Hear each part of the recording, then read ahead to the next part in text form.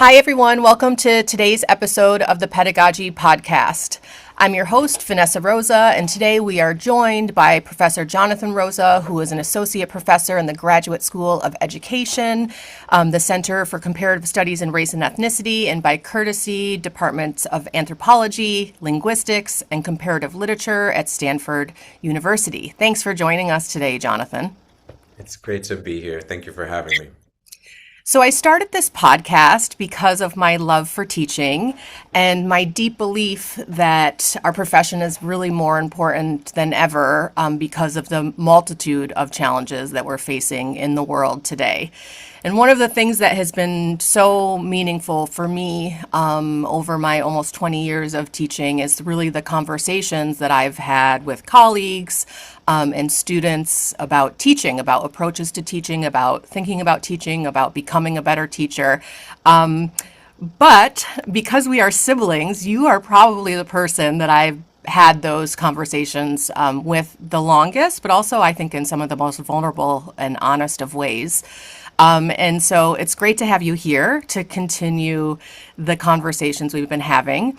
And so just to kind of start to get us going today to thinking about the Pedagogy Podcast and engaging in these ideas about the art and practice of teaching, I thought we could start by talking a little bit about some of the kind of contemporary conversations on campuses that I've heard from a lot of colleagues and other professors, particularly around students' preparedness in the classroom, some of the challenges that they're facing in the classroom. Some people talk about this crisis of disengagement, their lack of ability to read or engage with text.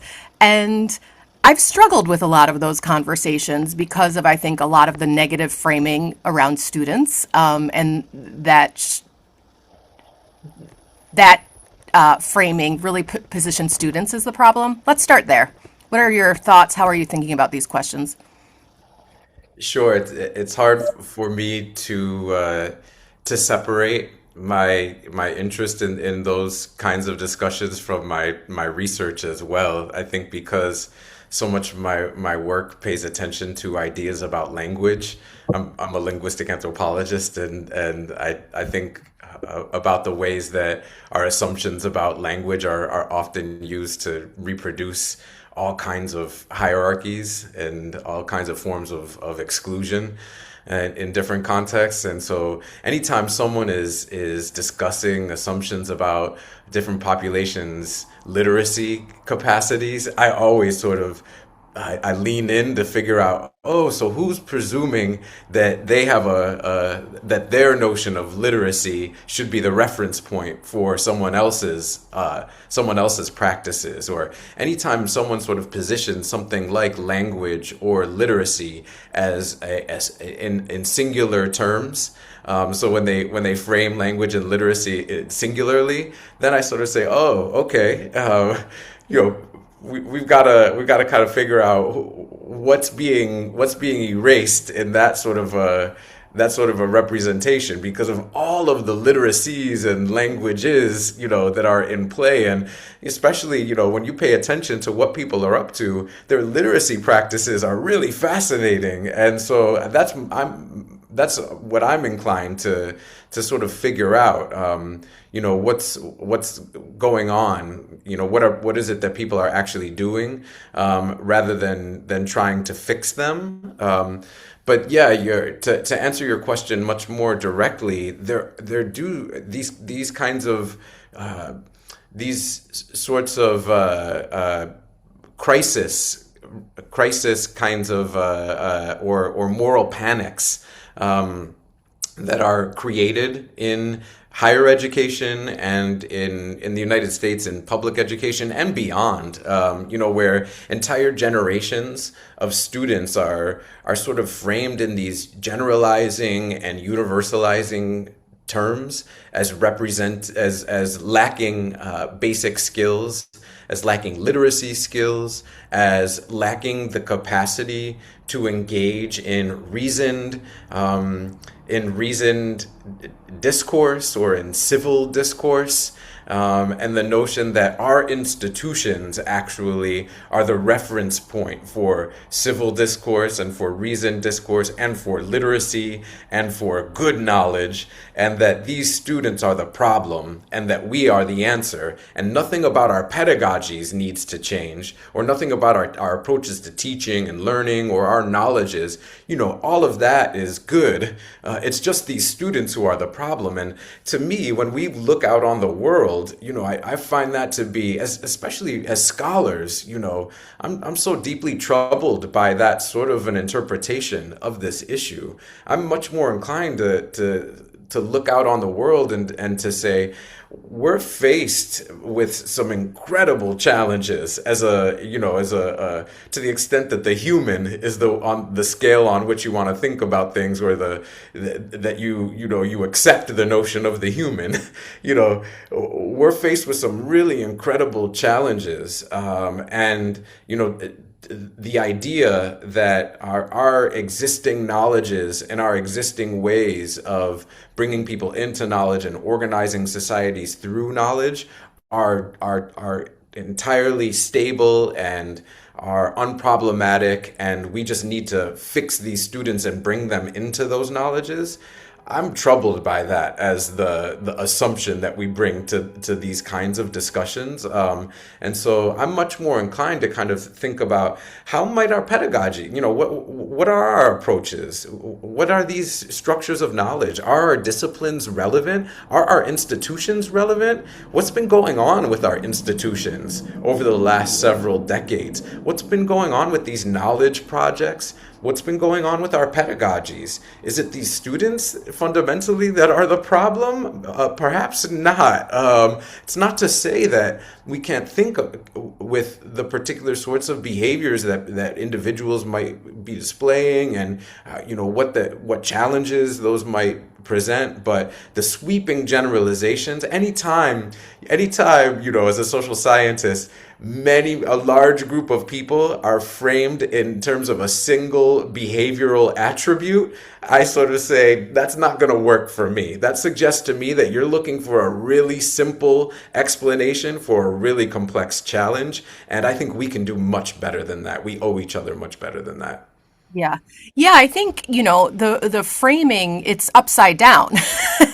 It really positioning students in this moment in particular as, lacking particular skills, or to me, it's students are the ones who have really pushed me to become a better teacher, because I ask them about what they need, what's working in the classroom, what are their, interests, passions, what connects with them, what types of materials do they want to be engaged with?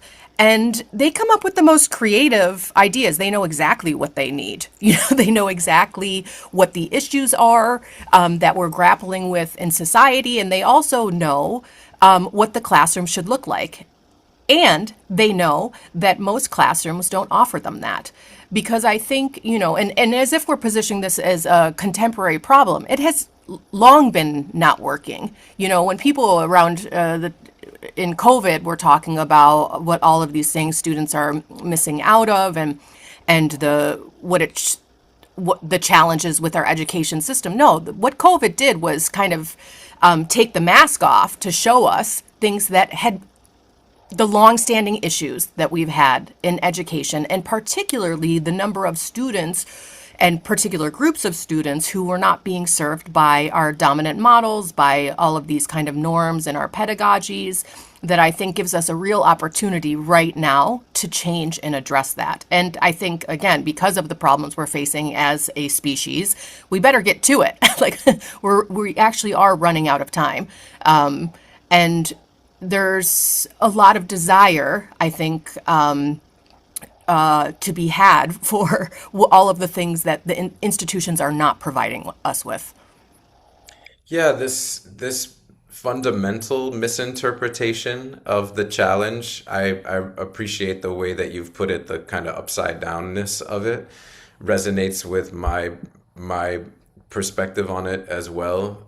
The In fact, many students, whether it's in higher ed settings or again in K through 12 settings, and a lot of my work involves collaborations across those spaces and collaborations,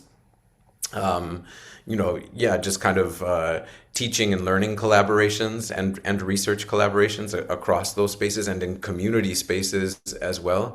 And what I find is a deep desire for engagement, a deep desire for learning opportunities. So these characterizations and a deep desire for civic engagement as well. So these characterizations of students as disengaged or detached or apathetic, just don't correspond to what I'm observing throughout the nation, in the spaces where I've worked, whether it's in the Midwest, in the Chicago context, on the East Coast, in context where I've worked there in Western Massachusetts and elsewhere, or here in the Bay Area in California, again, with students of various ages in community spaces, in elite spaces, in non-elite spaces, students of various socioeconomic and ethno-racial backgrounds, students who were born and raised in the United States, students whose families migrated here more recently, a whole range of experiences, and yet, deep desires to learn, deep desires to connect, and people who are looking for opportunities. And so, as you suggest, to me, part of what is so striking to me is the way that this is, in fact, connected to just a long-standing challenge of trying to figure out how, in this moment, what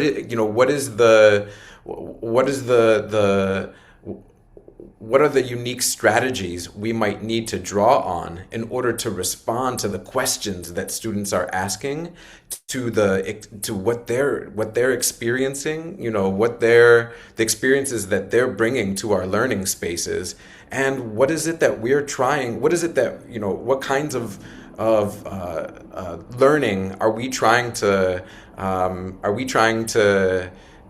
organize or to facilitate, and what strategies have we drawn on in the past? What might be the resonance of those strategies, or the relevance of those strategies, or the irrelevance? And we have to ask ourselves, we have to continually, that's the challenge.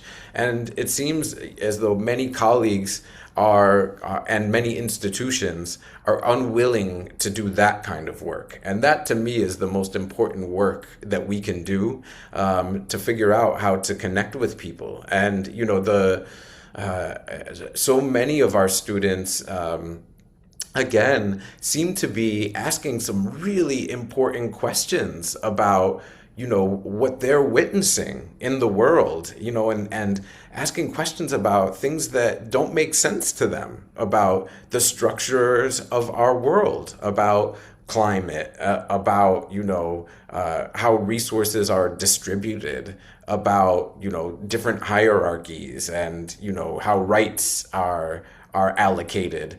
And I think we have a responsibility to be responsive to those questions. There are other ways in which, there are important debates that are happening. It's not as though, anyone is on the same exact page. And so we still do need really careful skills for being able to think with each other, from, based on different experiences that we're having and different perspectives that we bring to bear on these sorts of discussions. But I don't find that people have a single point of view on this. I don't find that these sweeping generalizations are especially helpful.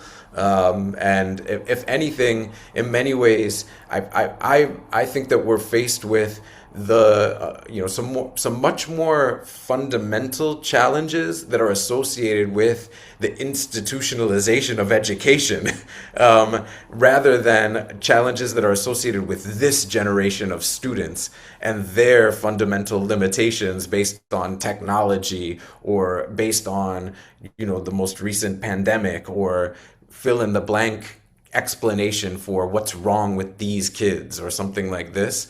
That's not what I find to be the biggest challenge. I've got engaged, I'm experiencing deeply engaged students who are desiring opportunities to connect. Yes, yes, so many things. I mean, yeah, my students, I think about, sharing space in the classroom as we're co-learners, we're exchanging ideas. My students are certainly not lacking any critical thinking skills or an ability to pose questions, to engage with incredibly difficult materials. They're there. The question is, what are we doing to support them, and to learn alongside them? I think that that's the important question. One of the other things that I really struggle with in terms of the institutional kind of framing around students, and some of these overgeneralizations is I often ask myself, prepared for what? When we have these questions about student preparedness or literacy or skills or writing, and they're not prepared. Prepared for what? If in the era of neoliberal higher education, the question is, well, prepared for the workforce. But I don't see my role as an educator or as a professor as necessarily about preparing students for the workforce. That might be an added bonus. Great, students need a job, and certainly education, at least in the United States, it costs a lot of money. And so parents are thinking about having to pay back all of these loans. I get that. But my role as a professor in higher education is to prepare students and to think alongside students, about being engaged in the world, asking thoughtful questions, living in community with one another. That's how I think about the role of education. Pedagogy, in the name of the podcast, Pedagogy Podcast, is about the art and practice of teaching. And to me, there's a question that's really at the core of all of this is like, what is our purpose as educators? What are we doing here? What drives us? And how to hold up or how to keep close a kind of a pedagogical compass or a pedagogical North Star. And if we can keep our eye on that, I think it will carry us a long way. But if we keep our eye on this kind of neoliberal orientation to education, we're set up to fail. And we're set up to fail our students because then we're only thinking about these ideas around prepping you to get a job, a corporate job, which is, again, fine. That's fine. I worked in, the corporate world after my PhD, and that served me well for a period of time. But I would certainly hope that our goal as educators is something much more than that. Again, this kind of a topic is really difficult for me to disconnect from my broader research, in the sense that these questions about preparedness, or what I understand as really false narratives of preparedness they often function in service of the reproduction of various forms of marginalization. So, the idea that particular populations are objectively lacking in preparedness and therefore require special forms of remediation, and those special forms of remediation then justify their perpetual subjection to these kinds of additional forms of intervention, to help them to acquire particular kinds of skills. For me, a lot of my work has focused on the ways that particular populations have been framed as lacking language skills. And I've shown how, for example, in some cases, and language and literacy skills. And in some cases, scholars in my field have shown how historically some families were framed as lacking bedtime stories. And if you weren't raised with a bedtime story, then you were framed as having grown up in a household that was deprived of literacy. Of course, linguistic anthropologists have demonstrated that lacking a bedtime story did not mean that you grew up in a literacy deprived household. It meant that you didn't grow up often in a middle class white household.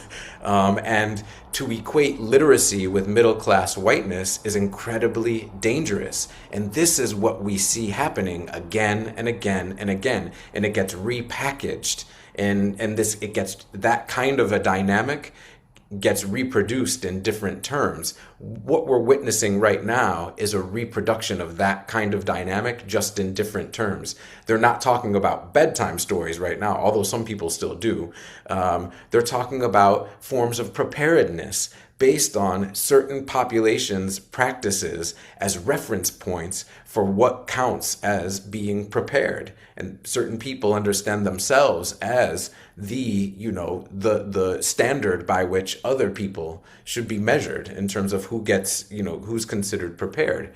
What we showed when it came to bedtime stories is various populations, for example, you and I weren't raised with bedtime stories. That didn't prevent us from going on to attain, PhDs and become college professors, that sort of thing. That's an anecdotal example. We've shown systematically for millions of people throughout human, across, human contexts, that a lack of bedtime stories did not prevent people from engaging in language practices. And so to equate this one particular set of practices with the capacity to engage in, language and literacy altogether is incredibly dangerous. By extension, there are lots of other examples. The notion that learning English, the English language, will help you to become prepared to enter the workforce and to acquire employment. And what we've seen in various situations is that that's the narrative that is placed upon students who are designated as English learners, often associated with histories of immigration in the United States. But then when we look at the experiences of racialized and economically marginalized people who were born in the United States, who use English as a primary language and yet still face profound forms of marginalization, regardless of how much English they use, then we create another justification for their marginalization. So it turns out that the English language isn't enough. But we say, English is what you need to be prepared for school. But English doesn't necessarily prepare you. Then we say, it's standardized English that you need. And we move the bar, we shift the bar.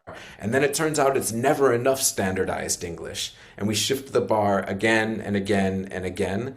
And so I am wondering what we're doing with these notions of preparedness, which continually place the burden on individuals and on families rather than on institutions and on the kinds of societies that those institutions are a part of. And I think the questions you're asking about the organization of our institutions and our societies, that those questions are to me much more important. And so pedagogically, what that means for me is we have to be very careful about selling people a false story about preparedness, which is, if I can help you to acquire this fixed set of skills, then I can guarantee you that you will be successful.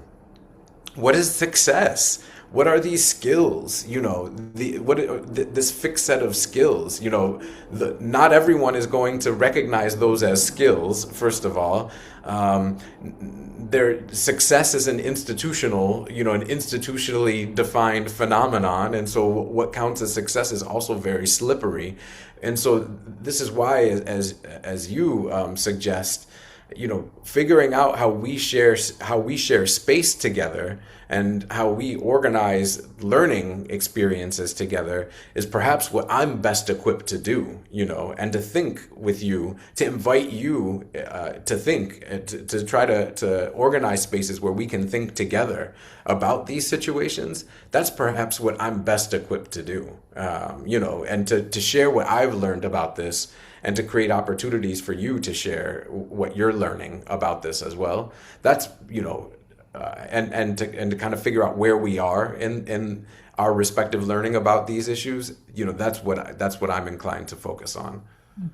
Yeah, and when that, actually plays out in the classroom, I think in my experience, that's where the most meaningful learning comes from. When you're engaged in those types of conversations with students that really are about expansiveness and critical thinking and engagement with deep care and mutual respect, which I think is also something often lacking in the classroom. That there's so much possibility that can come from that. And something that I think this is related to the conversations around preparedness, because it's about the framing of, and where we started our conversation today around lacking and a crisis of disengagement. It situates the problem with students. And there is so much possibility, I think, and in my experience with my students, I've seen it happen in real time when we change our actual methods in the classroom in ways that I think really meet students where they're at and yeah, it's that simple. Yeah. It's it's always been that simple. I just need to know what is engaging your imagination. What is what is it that you're paying attention to? What have you experienced in the world? Where are you coming from? I need to know what video game you're playing, what song you're listening to, what series you've watched or binged watched, or what one you don't watch, or what one you don't listen to, or what one you don't play. I need to know how you identify yourself or how you don't identify yourself. I need to know the categories that animate your world. And these are all of we've got to figure that out. And I have to be engaged in your world in order to be able to participate in your learning meaningfully. This cannot be, a reproduction of some fixed set of ideas that are just kind of pre-established. That is the challenge that has always been the pedagogical challenge, to kind of figure out how we can meet each other somewhere and what's possible. That is not a new challenge. That is an ongoing challenge. And to misinterpret that ongoing fundamental challenge of teaching and learning as, a problem of these kids, incapacity to engage, or these kids' lack of preparedness, is a really unfortunate misinterpretation. Yeah, but I think even what you just said of what's your favorite song, what are you listening to, what video games you're playing, there's a personal connection there. But I don't think that is a starting point for the majority of faculty members that I work with. I don't think, and that I know and that I've been learned from over the years, because that is seen as not being serious or rigorous or having any connection to learning. And I actually see it as the exact opposite, that we can't even begin to learn alongside one another if we don't have this kind of set of, trust, connection, understanding of who one another are in the world. And that takes time to build in the classroom, but it is possible. You can do it. Again, I know because I've seen it with my students, and they're often the ones who show me that is possible. Yeah, there's a give and take to that too. I mean, look, I don't want to deny that many of the materials that I'm thinking through have been curricularized, have been institutionalized, and so there is a way, or standardized in some sense. And so there's an element to what I'm sharing that involves tradition, and that involves, trying to grapple with what it means to be reproducing tradition and inviting people. But that's the whole point. I'm inviting people into tradition, and we're figuring out which aspects of this tradition are relevant right now, and how are we going to reproduce it, or can we reproduce it Does it work? Does the tradition work? Or would this just be imposing it on you? Would this be what's it look like to restage the ritual here with you all? And is this learning relevant? Is this learning connecting to you? And that's an open-ended, that always has to be open-ended. And, that's really vulnerable making for, I think, what we have to own as educators is our vulnerability. And there are many colleagues who are unwilling to reflect on their own vulnerability and instead want to project that, or to sort of redirect that onto students' lack of preparedness. And instead, what if we say, look, maybe the materials that I'm sharing are not connecting. Maybe my pedagogy is not working, my pedagogical approaches are not connecting, are not as resonant and not as relevant right now. And maybe I might need to think about that and figure out some other ways. And, it's not to say that every lecture or seminar or different kinds of learning environments is exactly the same, or as that every single conversation follows some sort of formulaic set of pedagogical strategies for connecting to students' experiences. And then once you've checked those boxes, then you've achieved connection, and then the real learning can take place, or something like that. That's what I worry about, that for some people, this just becomes a means to an end, rather than, an ongoing, this is the ongoing work of being in relation with one another. And that's, to me, where the learning is the work, the being together is the work. The sharing space and being present together, that is the work, And so there are some people who are, I think, sometimes wonder, when can we get past all of the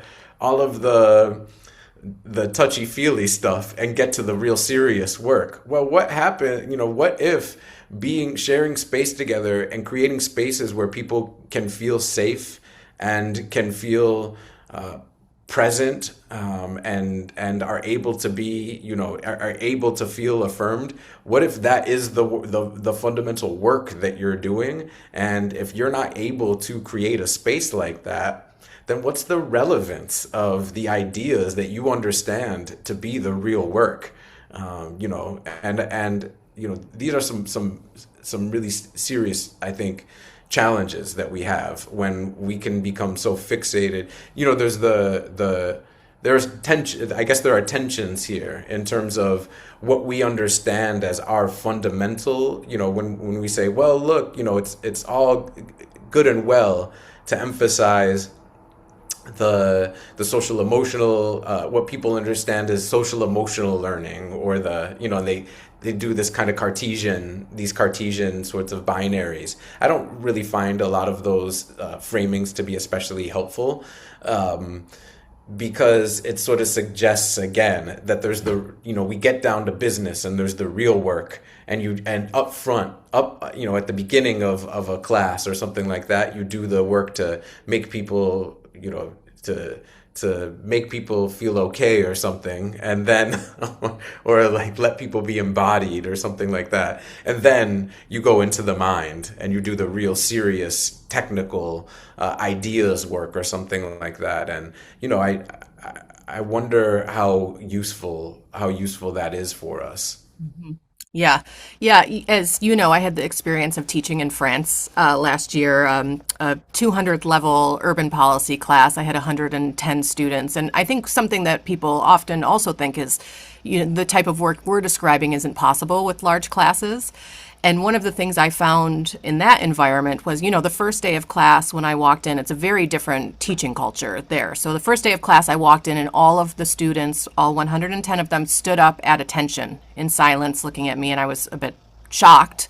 What are you doing? And this is the culture there, that out of respect for the professors, when students enter the room, it's a bit like the military, and you stand at attention until you are told to sit back down, which told me something about the classroom. And over my 5-day intensive seminar, I learned from these students that they were very used to strict lecture format where the teacher sits at the professor sits at the front at the desk, reads a lecture for 3 hours, doesn't know their names, doesn't know a lot about students at all, doesn't ask them questions. There's no time for discussion. And I have a very different approach to teaching. And I thought carefully about that before I went there, knowing that the students are learning in English, number one, and number two, that this is a really large class, and how you draw students in and can kind of create that space over the course of, again, 5 kind of intensive days with these students about learning together and finding out what they're excited about. So this was an urban policy class. So we had we had a project. So they were working on a policy project over the 5 days. And, I was very intentional about creating a framework of engagement over the 5 days while they're learning about these, really complicated policy processes, policy communications, citizen engagement. So they're thinking carefully about key questions, and developing a policy proposal at the end of the class. And as the class wrapped up at the end of the week, I was really struck by what I heard back from students of one. They had never had the opportunity to do a project about something they were interested in, like key issues, climate change, accessible transportation, and they had fun with it, and they took this very seriously. They got up and presented these ideas. All of this to say is I think that it's an example of what you were just describing, that it wasn't about at the beginning kind of upfront of doing these kind of soft skills. How do we work together? Touchy-feely. What are you interested in? No, it was over 5 days. How can we build this relationship in the classroom? How can I learn your names? I didn't get all 110, but I would say probably 90 of them, which is very meaningful for students. And how can I figure out what you're interested in, what you want to do after you're graduating? And the other thing that I think was so powerful was that they were in exam period, and they were stressed because exams in France are very different than in the US. And they were so focused on their grades for the other classes that it was impacting what they were doing in my class. So we had to have a conversation around how I was going to approach the grades, which I think I'm going to have you back on the podcast so we can have a conversation about grading too, that allowed the students to take a step back from being so grade focused in the class to actually sitting with the material and thinking about, in this case, the policy process, and again, taking it very seriously. And I think this just relates to your comments before, because it isn't about the separation between soft skills and these other kind of concrete skills. It's how do we create these environments alongside our students, alongside them, that really defy some of the traditional norms and trends in teaching that have never served us. I won't get into my neuroscience rant right now. I'll save that for another day. But I think there's all of the neuroscience also shows us this about this, like in terms of the scholarship of teaching and learning. Now, I'm going to end with one more question. And you mentioned earlier, you made a joke, we were talking about literacy and story time at the end of the day in many families, and you made a comment of that we didn't really experience that, which is true. As you were talking, when you were saying that before, I'm like, I can't ever remember mom and dad taking us upstairs to read a story. And I bring that up because I think that our experience is quite distinct and has really informed our approach as professors. And I'm wondering if you can just say a little bit about that, how you think it has shaped you as a teacher. Yeah. Yeah, that's a big question to end on. I mean, first, let me just say your experience teaching in France sounds incredible. I mean, and one of the challenges there is just kind of thinking about, on the one hand, how the kinds of approaches that we're talking about, I would want to to think about what they might look like in different contexts, in different cultural contexts, and just sort of figuring out, yeah, what the norms are in those contexts, and what it means to engage with those norms. And because I would want to be careful about suggesting that any of these approaches, that there's a formula for doing this work, that ultimately, the work is about being in relation in different ways. And I'm open to what that means, what that might look like, being in meaningful relation. But yeah, this question you're asking about our family experiences. I mean, part of it for me is has always been this question of where, I think I've for a long time thought about these rigid distinctions between academic knowledge, what's framed as academic knowledge, and what's framed as community knowledge or home learning. And so there are some communities that have phrases for this, where they talk about having home training, who has home training, or our family used to joke about me not having any common sense. That was something, that was a very common refrain, or something that was invoked often. But I think about what some of those ideas are often connected to, which are these kinds of hierarchies of knowledge and the privileging of particular forms of knowledge, and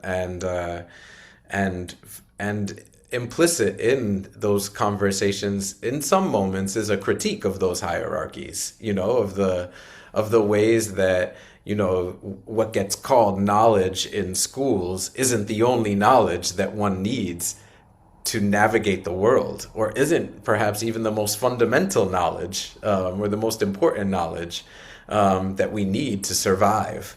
And that perhaps if we're so fixated on what gets called knowledge in our mainstream institutions, that we might be reproducing some relations that are to our detriment.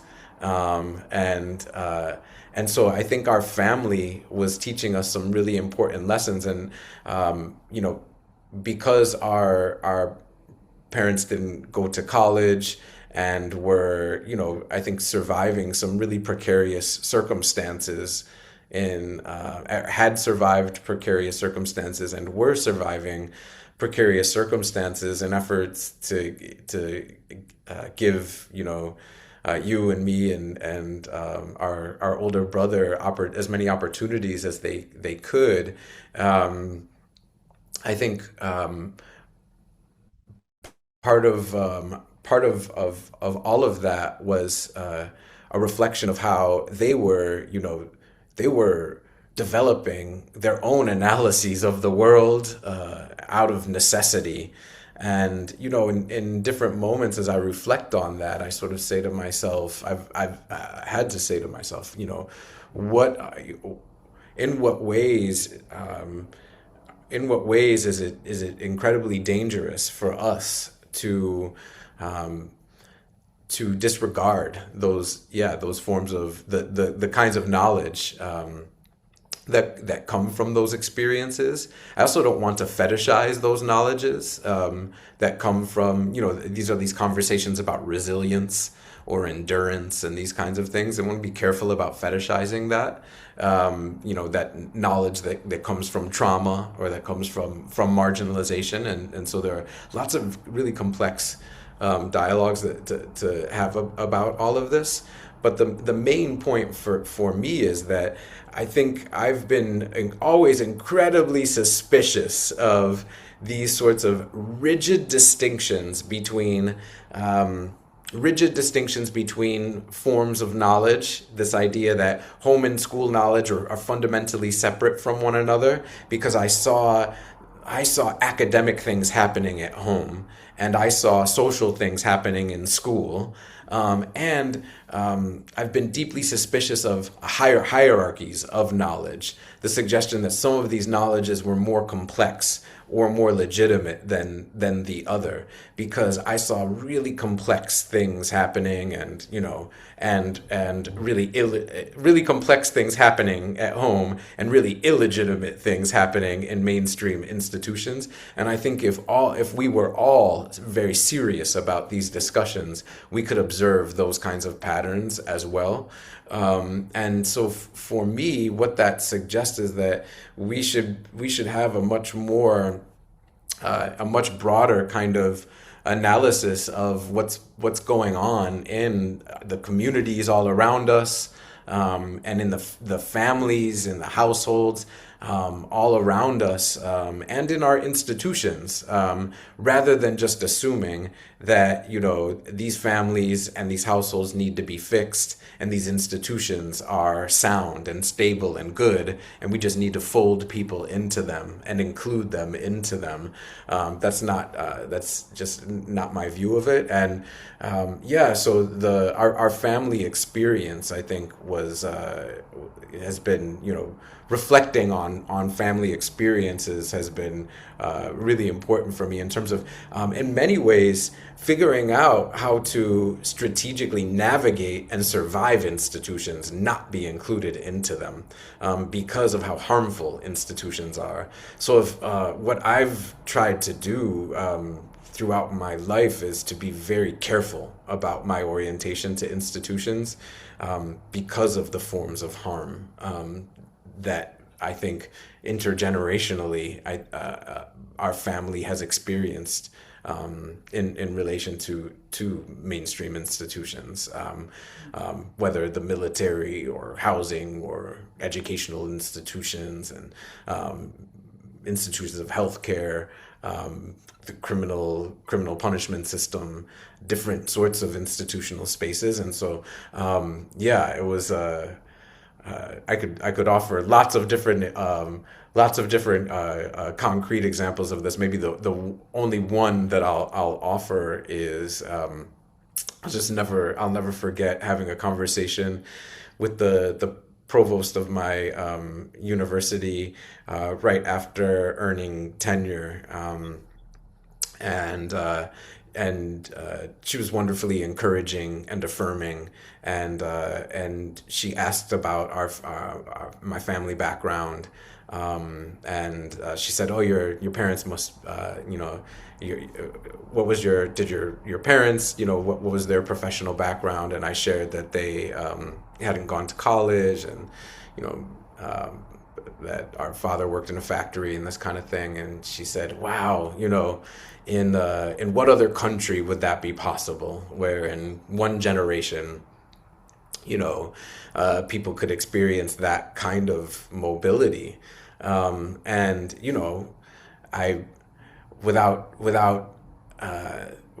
sort of trying to be too heavy-handed, I shared that our parents died prematurely, and I said, and in the kind of country where decades of your life are taken from you for that kind of an opportunity, where you're asked to make those kinds of trade-offs, where in order for your children to have opportunities, you give decades of your life in exchange. And those are the Faustian bargains that you're asked to make. And so I don't valorize a country like that. I'm very careful about doing that. And what I worry is that our educational institutions and our pedagogical approaches, I worry about the ways that we get recruited into the reproduction of those bargains, of those deals, of asking others to make those deals as well. And I don't want to make that deal. And I don't want to ask other people and their families to make those deals as well. I think we could be up to something else. And so, that's what my commitment is fundamentally. Yeah. As you were talking just now, Jonathan, I was thinking about, mom and dad, and some of the experiences we had in school, and in particular two experiences I had. The first time I was called a racial slur was in the second grade. And I was, as you were speaking and talking about, the things that we learned at home or in school and how so often they're, put in these different kind of categories and home learning, school learning, what's social skills, what's academic skills. And then, my experience of being pretty seriously sexually harassed in the 8th grade and how mom and dad handled those two situations in ways that the school was completely not equipped to handle either of those situations.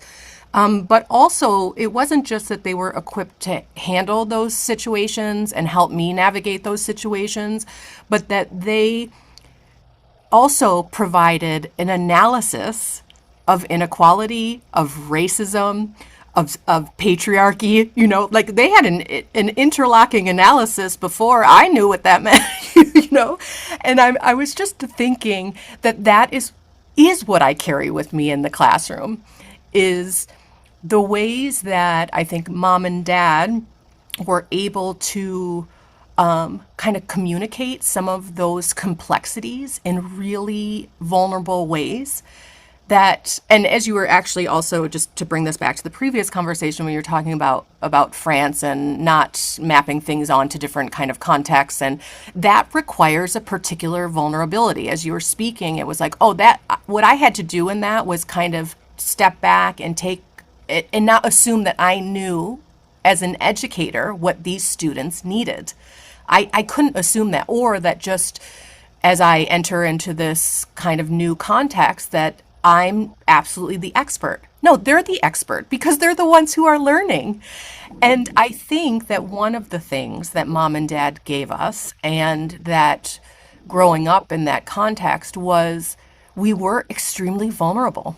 And we lived in a constant state of precarity that requires you to navigate these situations with a real sensitivity to other people.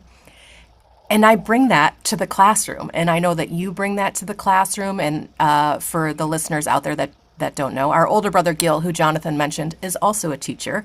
And I know that Gil brings that to the classroom too. And as you just entered your previous comments, as you said, you think we could be up to something else. And I hope that we get up to something else. And I'll use that as a way to maybe close the conversation today. If there's anything else you want to add or wrap up with, Jonathan, you can leave us with some final words if you'd like. No, I appreciate the way that you just wrap things up. So it's just great to be in conversation with you. Always inspired by the work that you're doing here and globally now. So locally and globally. So yeah, it's good to talk. All right. Well, thank you for joining us today, Jonathan. I'm going to hit you up. I'm going to invite you back. We have many more things to talk about. So thanks everybody for tuning in. Make sure to click the like button and subscribe to the channel, and we will see you next time. Bye.